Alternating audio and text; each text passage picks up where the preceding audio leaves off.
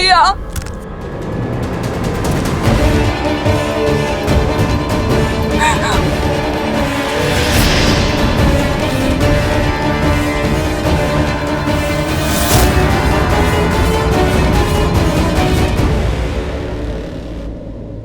आंसू नहीं, उत्तर चाहिए मुझे, उत्तर चाहिए मुझे। वो नाम, वो नाम, वो नाम चाहिए, वो नाम चाहिए जिसने लंकेश की बहन के सम्मान और लंका के स्वाभिमान पर प्रहार करने का दुस्साहस किया है।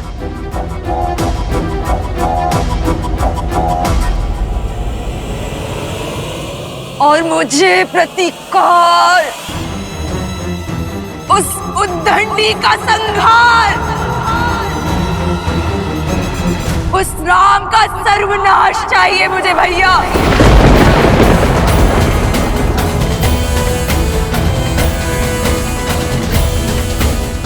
क्या दोष था मेरा एक माँ का, जो अपने पुत्र की खोज में भटक रही थी।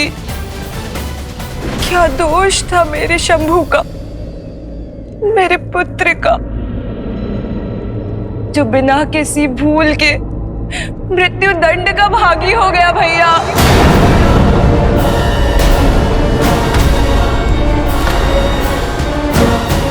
शंभू। हाँ भैया, मार डाला उन वनवासियों ने आपके लंकेश के भांजे को।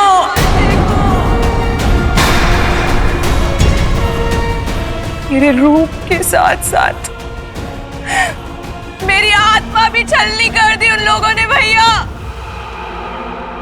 जब दंडक में ये सब हो रहा था तो क्या कर और दूषण मौन थे?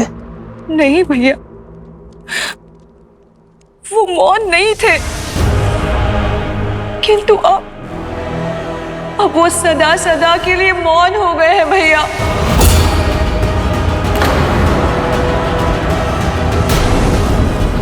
जब खर और दूषण भैया इस पाप का कारण जानने उनके पास गए तो उन दुष्ट वनवासियों ने उनके साथ साथ हमारे 14,000 असुर संबंधियों का भी संहार कर दिया भैया। राम और लक्ष्मण ने राक्षसों के विरुद्ध युद्ध का शंखनाद कर दिया भैया। और वो सीता मेरा आपकी बहन का अपमान देखकर प्रसन्न हो रही थी भैया। मुझे प्रतिकार चाहिए भैया, प्रतिकार चाहिए भैया।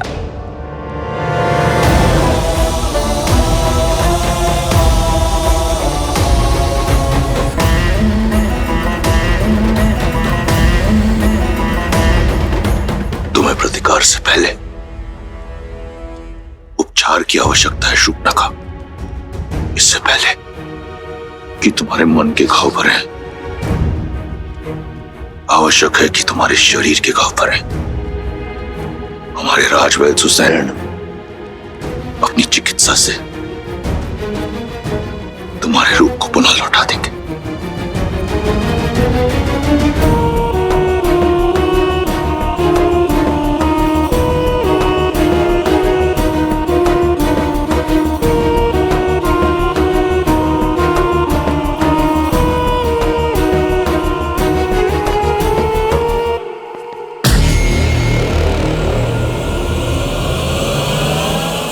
स्मरण रहे, जो इस कक्ष में बीता है उस पर कोई संवाद, कोई चर्चा नहीं होगी।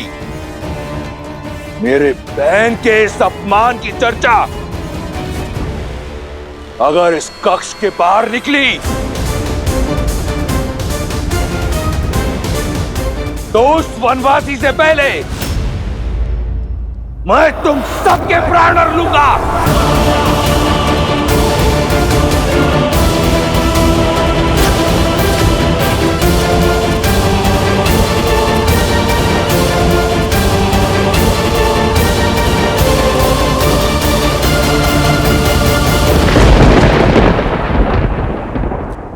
लंका के सर्वश्रेष्ठ गुप्तचर हो।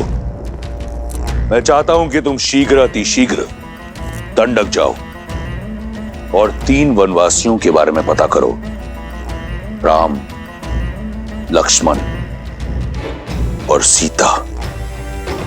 वो उस वन में क्या कर रहे हैं, उनका उद्देश्य क्या है, मुझे सूक्ष्म विवरण चाहिए। मैं सब कुछ जानना चाहता हूं। जैसी आज्ञा लंकेश।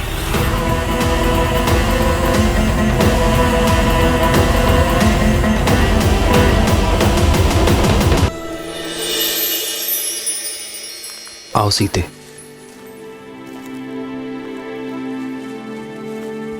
हम कहाँ जा रहे हैं आर्य? कल जो हुआ उसके बाद तुम्हारे मन में उपजे भय से मैं परिचित हूं सीते।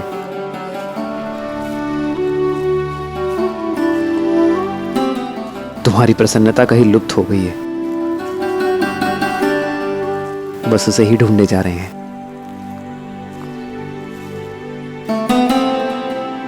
और मुझे विश्वास है कि अपनी सीते की प्रसन्नता मैं ढूंढ लूंगा। आओ।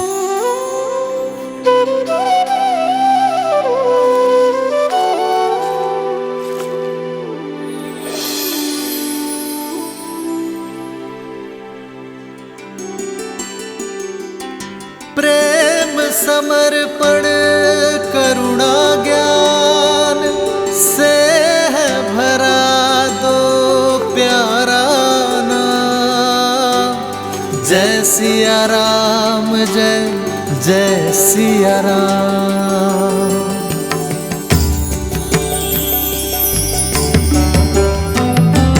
राम है लोचन, सीता दृष्टि, राम है अद्भुत।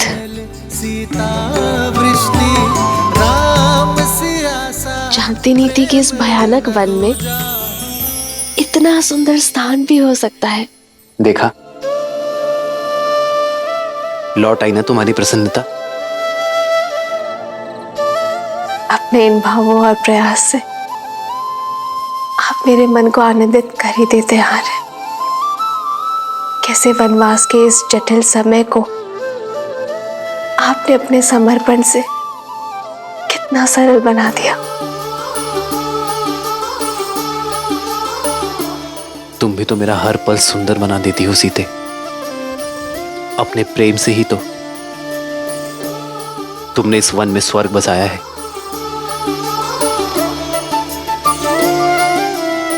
मेरा ये कर्तव्य है कि कभी कभी इस ऋण को चुकाने का प्रयास करो। जन्म जन्म का और वैसे भी सीते, संगम, जीवन छोटे छोटे पलों में ही तो बसता है। हर क्षण भविष्य की चिंता करने से श्रेष्ठ तो यही है कि हम हर पल वर्तमान में आनंद को ढूंढे। रूप तो दूजा दर्पण। ठीक कहा आपने आर्य। मैं इस आज को,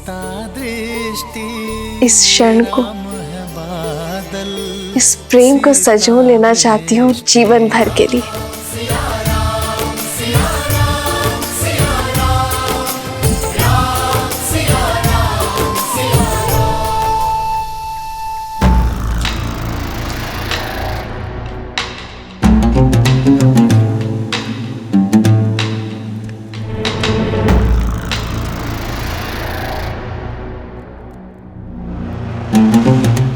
तुमने जो सभा में कहा वह अधूरा सत्य था। मैं पूर्ण सत्य जानना चाहता हूं। तुम्हारे साथ दंडक में क्या हुआ शूर्पणखा? सत्य ये है कि मैं आपको दिया हुआ अपना वचन पूर्ण करना चाहती थी भैया। संसार की हर सबसे सुंदर वस्तु का स्वामी है मेरा भाई, परंतु यदि संसार की सबसे सुंदर स्त्री उसके पास ना हो तो ये गर्व अधूरा है भैया। और उसी को पूर्ण करने के लिए मैं सीता के हरण के लिए गई थी और मेरा पुत्र शंभु मेरे इस उद्देश्य को पूर्ण करने के लिए मेरे साथ गया था, परंतु उस राम ने मेरे पुत्र के प्राण हर लिए और मुझसे मेरा मान। अपने भाई के लिए संसार की सबसे सुंदर स्त्री को लेने गई थी, परंतु अपना सौंदर्य खोकर लौट आई। किंतु मैं हार नहीं मानूंगी भैया। रूप गया तो क्या, परंतु मैं वचन नहीं जाने दूंगी। फिर से स्वस्थ होकर मैं फिर जाऊंगी। या तो उस राम का अंत करके सीता को अपने भाई लंकेश को सौंपूंगी, या तो फिर उसके हाथों मारी जाऊंगी। अपने भाई के आनंद के लिए कुछ भी करने को सज्ज हूं मैं। तुम्हें कुछ करने की आवश्यकता नहीं। उस वनवासी के साथ क्या करना है वो मार्ग मैं निकालूंगा। लंका और लंकेश के सम्मान को पुनः लौटाने का केवल एक ही मार्ग है भैया, राम का वध और सीता का वरण।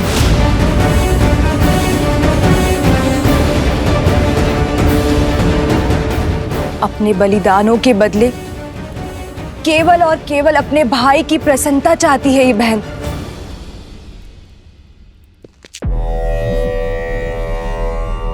तुम्हें न्याय मिलेगा और लंका को उसके अपमान का प्रतिकार।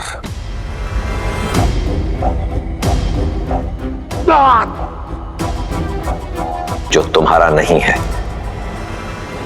उसे पाने की लालसा छोड़कर जो है उसी में संतुष्ट रहना सीखो।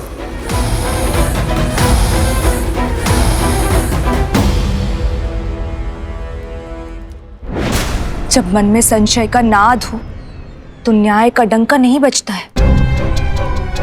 मैं जानती हूं भैया कि महादेव को दिए हुए वचन के कारण आप चिंतित हैं, परंतु अब तो वो भी आड़े नहीं आएगा भैया, क्योंकि अब आप सीता पर दृष्टि नहीं डाल रहे हैं, आप प्रतिशोध ले रहे हैं अपनी बहन और अपने वंश पे किए गए अपमान का।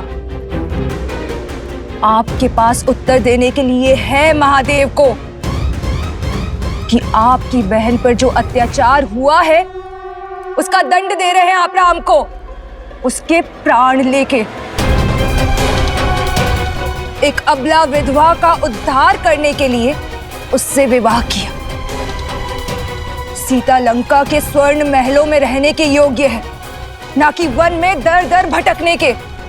सीता उस राम के योग्य नहीं जिसके तन पर ना तो वस्त्र है और ना पैरों में पादुकाएं। भैया, आप एक स्त्री को उसका अधिकार दे रहे हैं। एक स्त्री होने के नाते मुझे पूर्ण विश्वास है कि इस उपकार के बदले सीता सदा आपकी ऋणी रहेगी। हमें शीघ्र उत्तर देना चाहिए पिताश्री।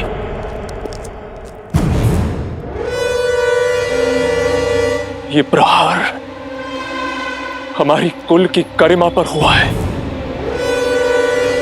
हम इसका प्रतिशोध अवश्य लेंगे। अब आज्ञा दीजिए पिताश्री, मैं अभी इसी क्षण अपनी सेना को लेकर प्रस्थान करता हूं और राम को उसके किए का दंड देकर आता हूं।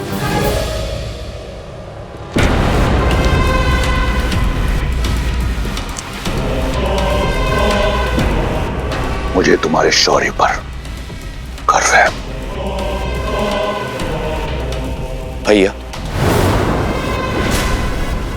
इस विषय पर हमें शांति से विचार करना चाहिए। राम साधारण मनुष्य नहीं लगते। ताड़का, महाकपाल, राज जैसे असुरों का अंत किया है उन्होंने। उन्हें हराना सरल नहीं होगा भैया। भैया, नीति तो यही कहती कि हमें राम से संवाद करना चाहिए, उनका पक्ष भी सुनना चाहिए। नारी का सम्मान करने वाले, अहिल्या को मुक्त कराने वाले धर्मात्मा ने किसी कारणवश शूर्पणखा पर प्रहार किया होगा।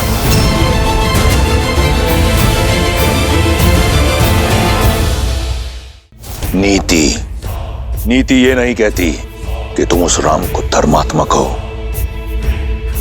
मूर्ख।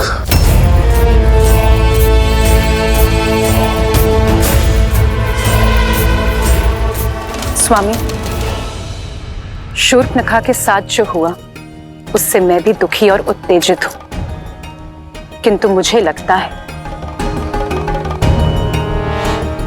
कि सत्य उससे अधिक बड़ा है जितना शूर्पणखा ने बताया।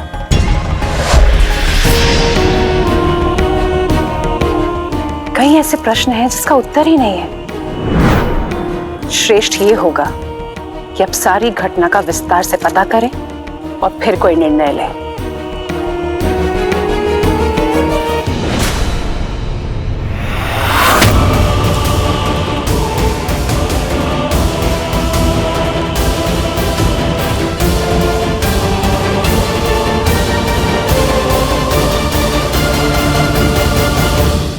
दो 210, 211, 212।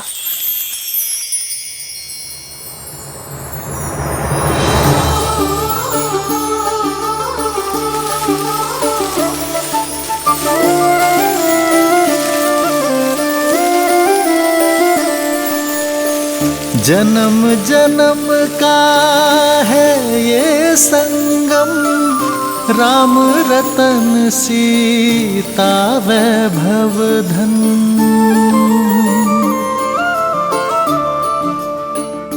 213, 214,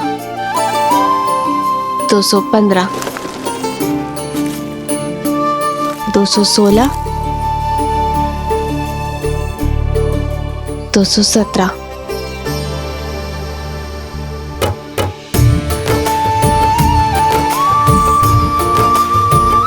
ऐसे किस विशेष कार्य में डूबी हो सीते कि इन सुंदर पुष्पों और राम को ही अनदेखा कर दिया? भविष्य में झांकने का प्रयास कर रही हूं। गिन रही हूं कि हमारे वनवास में कितने दिन शेष हैं। कब माताओं, भारत और शत्रुघ्न भैया और अपनी बहनों से मिल पाऊंगी। देखिए, वर्ष भर भी नहीं बचा। बस कुछ माह और फिर से अयोध्या की पावन माटी का स्पर्श होगा। फिर से मेरा भरत मेरी भुजाओं में होगा और फिर से मेरी माताओं के प्रेम का सानिध्य मिलेगा। हाँ,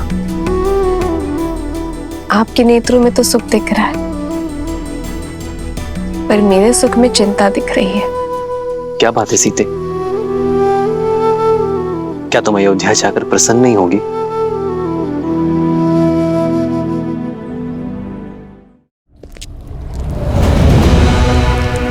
इस विशेष कार्य पर जा रहे हैं लंकेश? अचानक कहां प्रस्थान कर रहे हैं?